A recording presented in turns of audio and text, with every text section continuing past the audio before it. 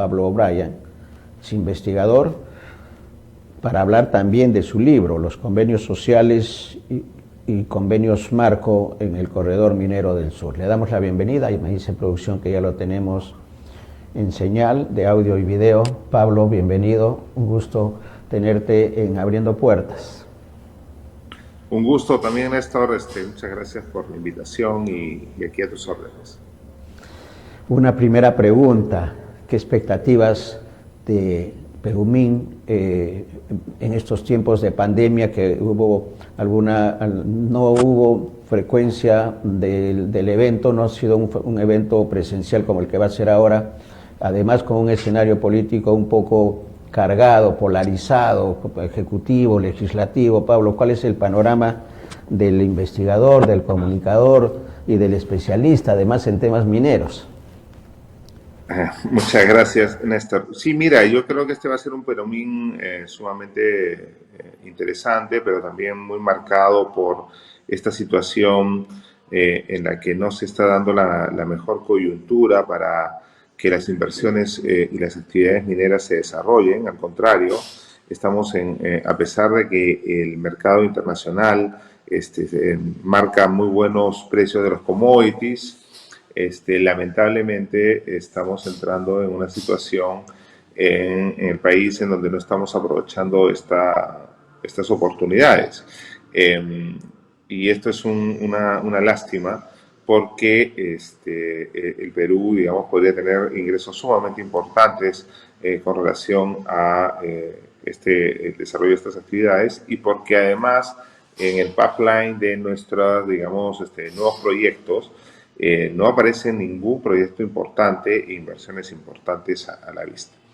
Después de que Quellaveco termine ya su fase constructiva, que es en los próximos meses, ya están ahora en operaciones, digamos, solamente en vacío, para ir viendo cómo todos sus equipos comienzan a operar adecuadamente.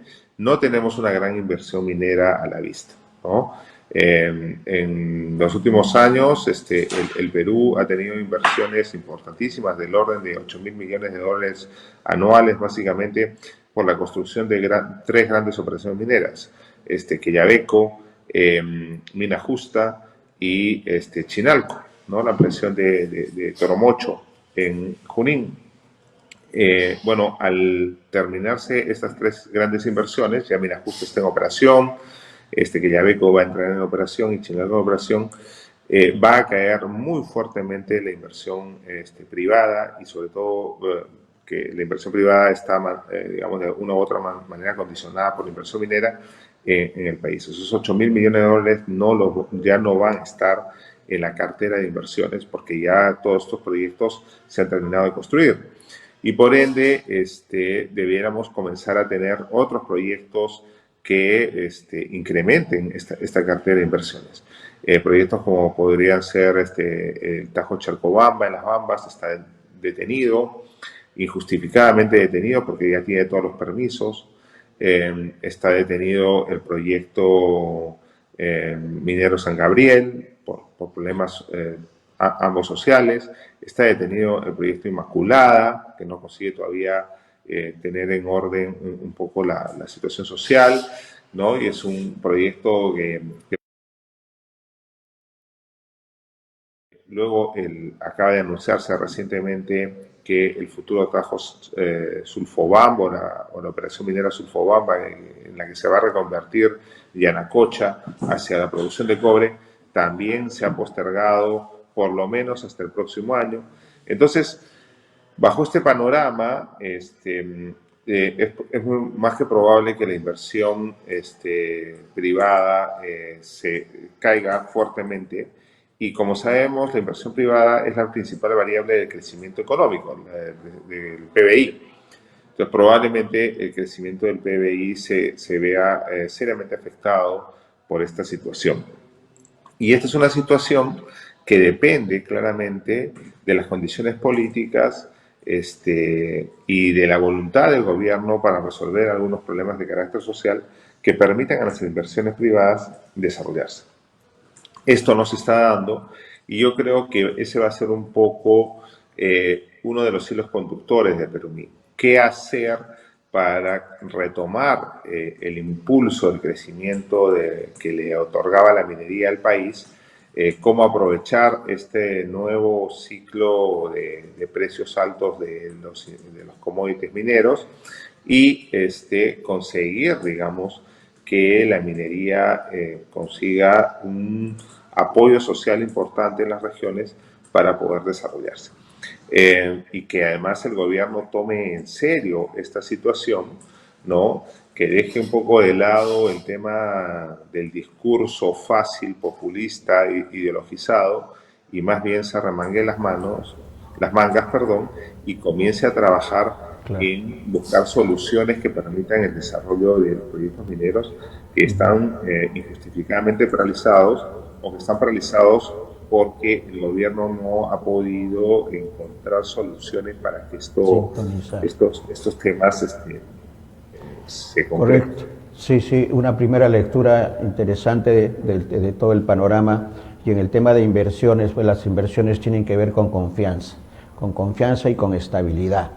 Y en ese escenario el Ejecutivo tiene una gran responsabilidad, pero también el Legislativo en esta pugna que todos conocemos en el país. Pero en el tema de la inversión, la gran pregunta que se hace es, el presidente está aportando con sus mensajes, ha estado recientemente en las Naciones Unidas y ha tenido una reunión con inversionistas potenciales no solamente de Estados Unidos, Pablo, sino también del mundo que han estado presentes en el evento de Nueva York.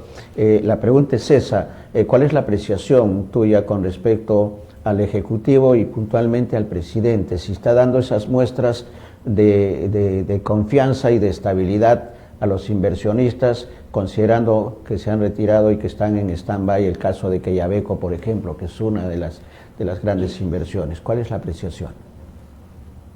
Bueno, que lamentablemente los discursos o las reuniones pueden ser importantes, pero finalmente en el mundo de los negocios lo que manda son las acciones, ¿no? Y si uno ve que no hay solución aparente para que los proyectos mineros arranquen, es muy difícil que otras inversiones lleguen al Perú y podamos seguir, digamos, creciendo en ese sentido, ¿no? Esta parece ser más bien una época en que los proyectos mineros o las grandes empresas mineras están más bien haciendo exploraciones, etcétera, esperando a que se den las condiciones para después sacar proyectos mineros. Porque lo que sí es cierto es que la demanda de los minerales sigue creciendo. Estamos yendo hacia este cambio o esta transformación de la matriz energética hacia lo eléctrico, va a generar la demanda digamos, minerales importantes como es el cobre. El Perú es el segundo productor de cobre en el mundo, tiene importantes proyectos de cobre que lamentablemente están realizados y se necesitarían pues que estos empiecen a funcionar. Probablemente el gobierno va a maquillar un poco las cifras por la producción de Mina Justa, por la producción de Quellaveco, que ya van a entrar en funcionamiento, pero la herencia que nos va a dejar va a ser terrible, porque de acá a unos 5 años, como un proyecto como Quellaveco, su fase constructiva demora 3 años, etcétera, no van a permitirnos desarrollar o tener proyectos en los próximos 5 años, ¿no? Entonces, ahí vamos a tener que hacer una serie de ajustes después en los manejos macroeconómicos del país. Fíjate, las bambas, por ejemplo, la producción de las bambas ha caído en un 47% por no solamente los bloqueos, sino también porque no ha entrado en funcionamiento el Tajo Chalcobamba. O sea, las Bambas tenía proyectado producir unas 400.000 toneladas de cobre al año y solamente está produciendo 200.000 porque todavía no puede producir o empezar a trabajar en el Tajo Chalcobamba. Por otra parte, a las Bambas tampoco se le está permitiendo bajar mineral que tiene acumulado en la mina por los problemas que ha habido por bloqueos con más camiones, ¿no? Entonces, esta situación, digamos, de entorpecimiento de la actividad, no solamente es una afectación directa a los ingresos de la mina y del desarrollo minero, sino sobre todo una afectación tremenda, un impacto muy fuerte sobre los ingresos que podría tener como regalías y canon la región Apurímac y la provincia de Cotabambas. O sea, este es un disparo al pie tremendo, ¿no?, que se está dando a toda la región Apurímac. Podrían tener el doble de ingresos, dado que actualmente solamente están produciendo 400.000 toneladas cuando podrían producir hasta digamos, el doble, ¿no? Perdón, están produciendo solamente 200.000 cuando podrían producir el doble, que son unas 400.000. Entonces, eso sí sería, digamos, un trabajo muy, muy importante al que debiera comprometerse las autoridades del Ministerio de Energía y Minas y las autoridades del Ministerio de Economía y Finanzas. O sea, el más importante encargo que debiera tener en este momento la ministra de Energía es sacar adelante los proyectos mineros que están en cartera y que no han salido, ¿no? Y que ya debieran estar más bien empezando su fase constructiva y que más bien están ahí durmiendo el sueño de los justos. Entonces, sí es vital que haya una decisión política. Esto es un tema de decisión política y de darle confianza digamos, a los agentes económicos en este caso, para que estos proyectos arranquen, ¿no? No se necesita nada más. Y pareciera que el gobierno no ve muy claramente esta situación o no le interesa o no tiene la capacidad para hacerlo. No lo sé cuál sea en realidad la verdadera razón, pero lo cierto es que los proyectos están paralizados y se están estancando. A pesar, como repito, de las muy buenas ¿cómo se llama? Condiciones económicas y de los precios, ¿no? Si bien es cierto, en los últimos meses ha caído un poco el precio del cobre y de otros minerales, todavía se mantienen digamos, en un nivel muchísimo más alto del que tenían en el 2020. De decisión política, que creo que esa es la palabra, las palabras claves, Pablo, para el tema minero. ¿Consideras que Perú-Min, la edición 35, puede ser el inicio de ese punto de quiebre que se está necesitando y que pasaría por la participación de la ministra y de otros miembros del Ejecutivo en una toma de decisiones? ¿Eso es probable o eso no está en los cálculos del investigador, del analista, Pablo? Mira, no lo sé. Tengo entendido de que está invitada la ministra de Energía y Minas, obviamente, está invitado el premier y está invitado el propio presidente. Hasta ahora creo que solamente está confirmada la presencia de la ministra de Energía y Minas, pero no de otros altos funcionarios del gobierno, ¿no? Yo creo que sería una señal muy positiva que tanto el premier Aníbal Torres como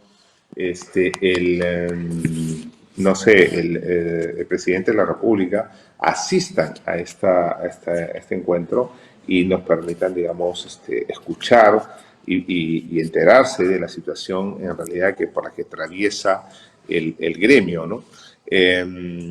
Y creo que eso además permitiría que se reactivaran una serie de proyectos que todavía están en fase exploratoria, etcétera, para que entren también en el pipeline de salida y podamos contar con estos proyectos en corto plazo.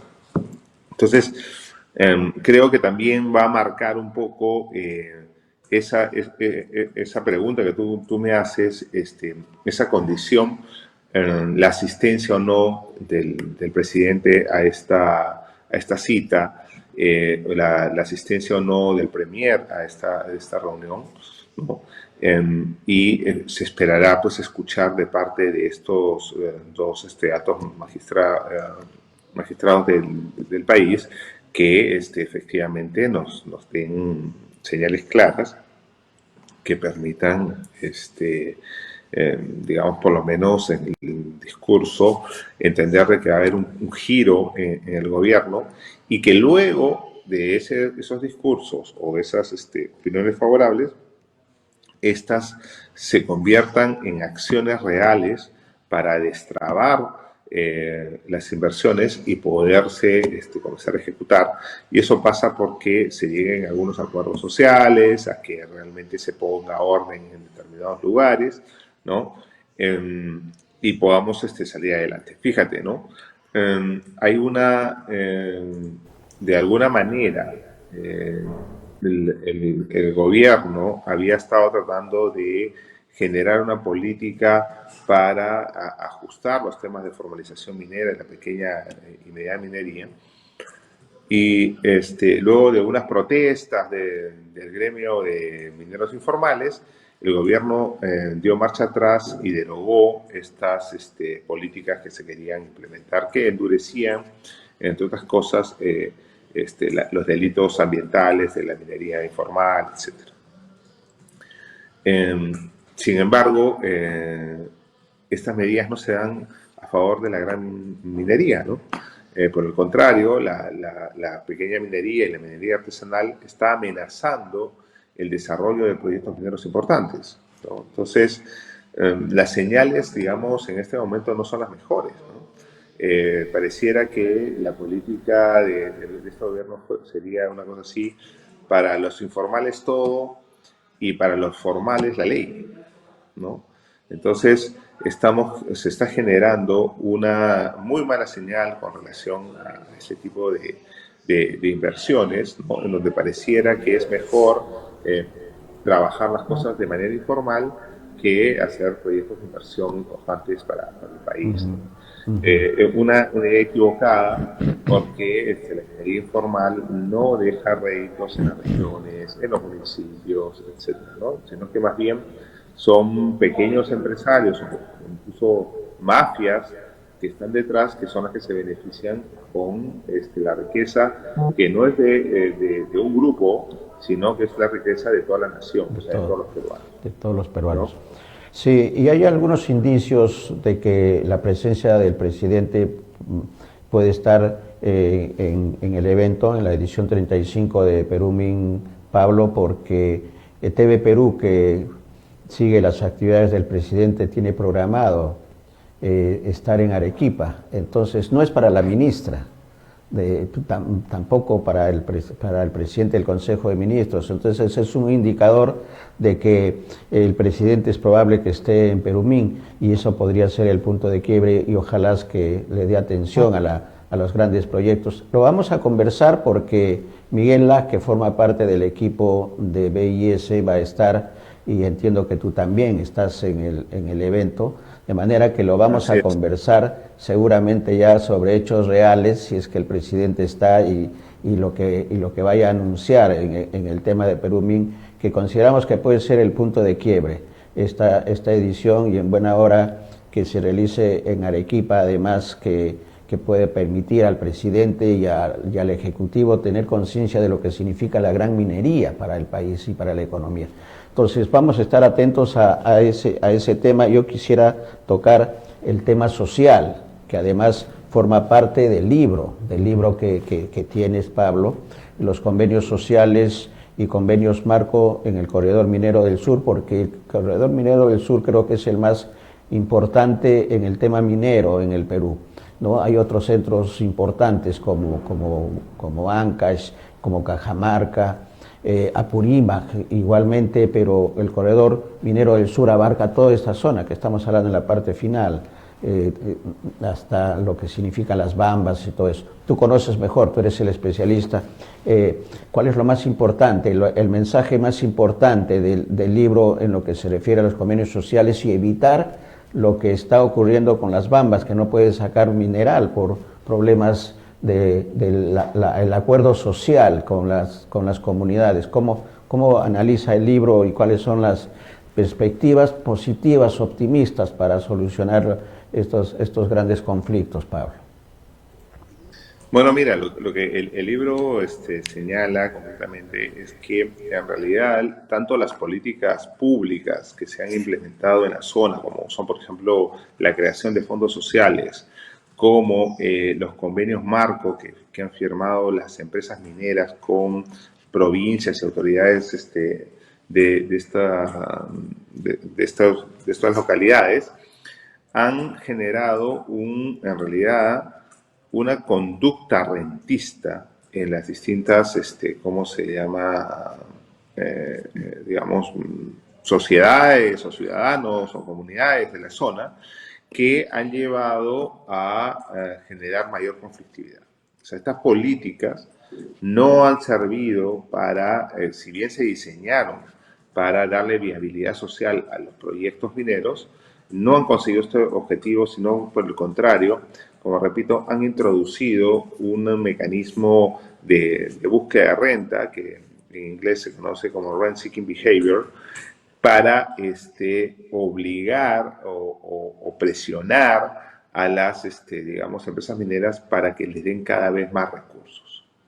Entonces, la conflictividad no es una conflictividad por daños medioambientales o por falta de compromisos o por incumplimiento de compromisos, sino es una forma de expresar para obtener mayor renta, ¿no? Entonces, se ha generado un espíritu rentista en las comunidades y en las localidades de la zona, que tienen como medio de presión para obtener mayores ingresos de la minería el conflicto, el bloqueo de la carretera, ¿no? Entonces, como vimos hace una semana atrás, una comunidad que estaba haciendo una pollada y quería que la empresa le comprara los tickets de la pollada, bloqueó el corredor para exigir que les dieran, digamos, les compraran estos tickets, ¿no? Entonces, hemos llegado ya a casi el absurdo, ¿no? En este afán de buscar mayores ingresos provenientes de la mina, ¿no? Y la gente cree que tiene el derecho de bloquear la carretera cuando a ellos les parezca, que es parte de sus derechos y que como la, digamos, producción minera se produce en su zona de influencia o son vecinos, entonces ellos tienen más derechos que el resto de los peruanos, ¿no? Cuando en realidad esta riqueza es una riqueza que nos pertenece tanto a ti como a mí que vivimos en Lima, como a las personas que están cerca de las operaciones mineras. Y para estas personas no les interesa pues, tu bienestar ni el mío, sino solamente el de ellos. Entonces exigen, digamos, que se les entregue recursos, digamos, de manera directa, sin tener que dar nada a cambio. Solamente por el hecho de estar cerca de las operaciones mineras. Incluso puedes estar lejos de la operación minera, pero como los camiones pasan cerca de tu casa, entonces también tienes derecho a reclamar que te den compensaciones, ¿no? Esta situación, digamos, que no ha sido bien resuelta, bien canalizada, bien diagnosticada, ni por el gobierno, ni por las empresas mineras, es la que ha generado este esquema de confrontación, como yo le llamo, y un espiral permanente de reclamos y conflictos para exigir más renta minera, ¿no? Entonces, estamos en este momento en una situación en donde aparte el gobierno no hace nada para que se cumpla la ley, para que se cumpla, digamos, haya un mínimo nivel de seguridad para que se pueda desarrollar las actividades mineras y por lo tanto esta situación genera mayor conflictividad. Entonces, estamos en este momento en un tema muy complicado porque una de las cosas más difíciles de romper son los esquemas de búsqueda de renta cuando ya lo genera. Por eso, las políticas públicas tienen que estar diseñadas para evitar los mecanismos de búsqueda de renta. Y aquí no se ha tomado en cuenta esta situación y las soluciones que se vienen aplicando en los últimos años, ¿no? Porque esto no viene solamente de la época de Castillo, sino que es una política continuada a lo largo de 20 años de presencia minera en la zona, se ha venido, digamos, desarrollando desde hace mucho tiempo, y en vez de buscar soluciones, se viene agravando esta situación, ¿no? Se viene agravando permanentemente, las soluciones le echan más leña al fuego y entonces los esquemas de confrontación se incrementan. Entonces, esto ya está llegando a un límite tal que impide efectivamente que las Bambas produzcan la cantidad de mineral que debiera producir, como señalé hace unos momentos atrás. En vez de producir 400.000 toneladas, solo puede producir 200.000 y a veces ni siquiera puede transportar esas 200.000.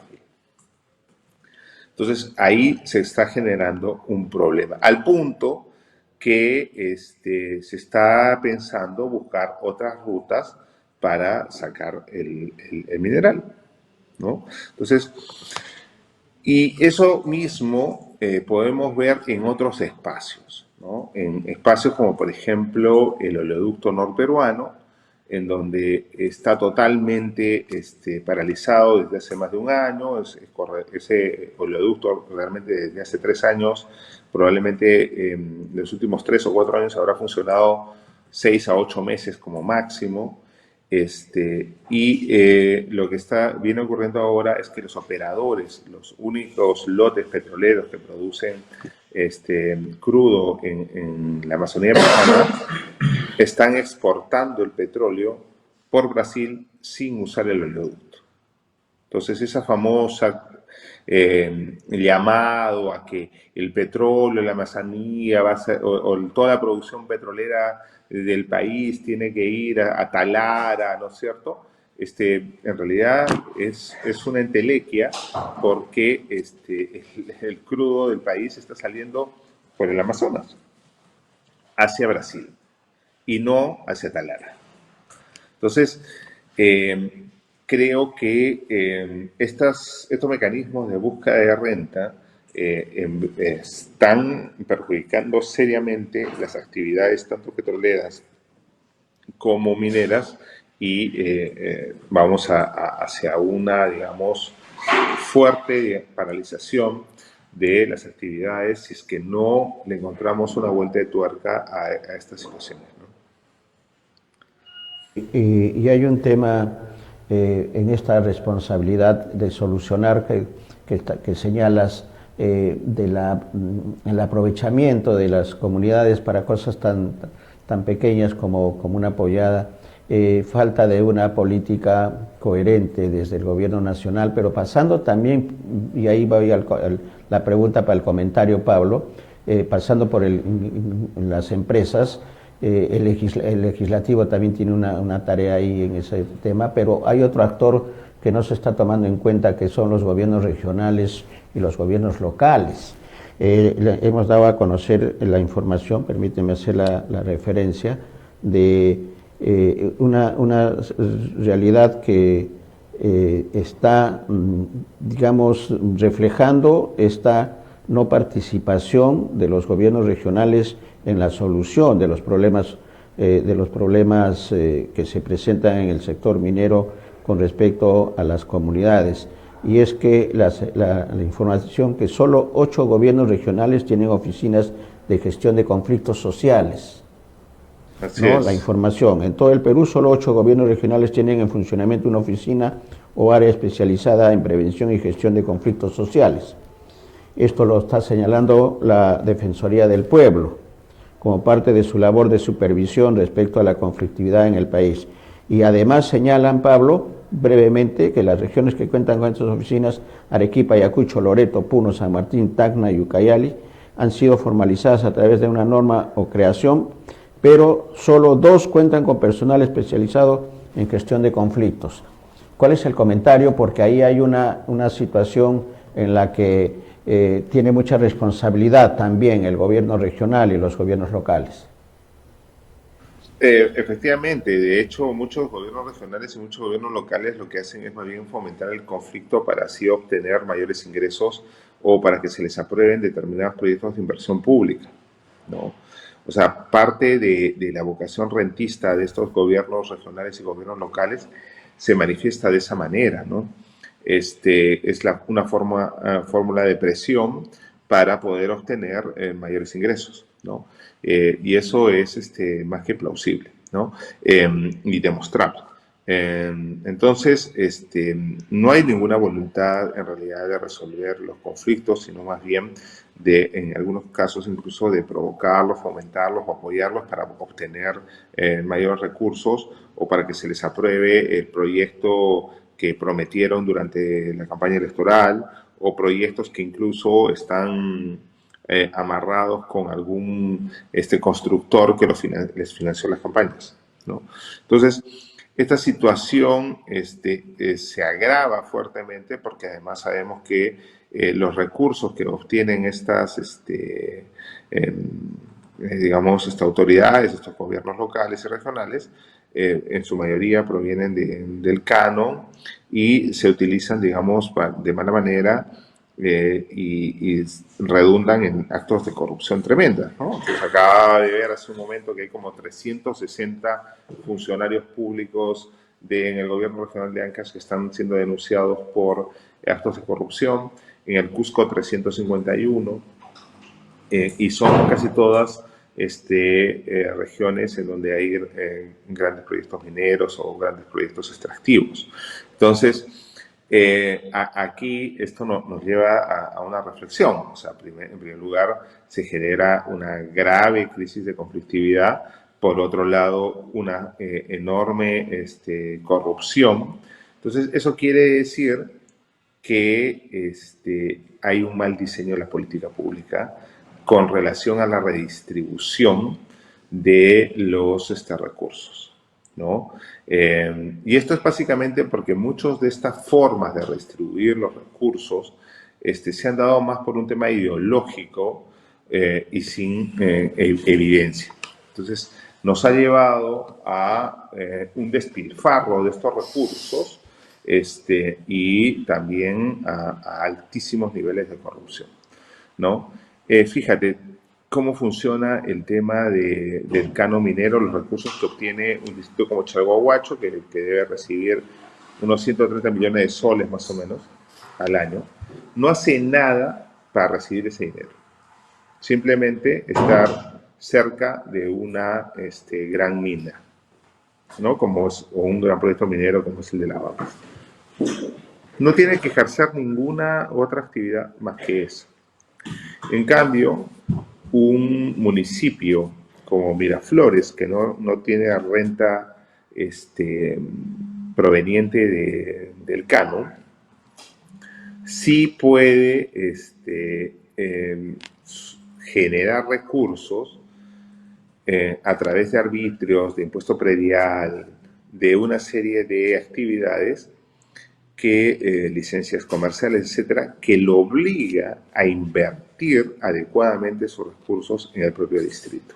Es decir, embellecer el distrito, poner seguridad, de esta manera atraer a más inversiones para que vengan al lugar y sigan obteniendo mayor cantidad de licencias comerciales, que se abran nuevos negocios, que se construyan más edificios en la zona. Entonces, así tener un mayor número de ciudadanos que viven en el distrito, que van a pagar arbitrios, que van a pagar impuestos predial, etcétera, y por lo tanto sus ingresos se van a incrementar.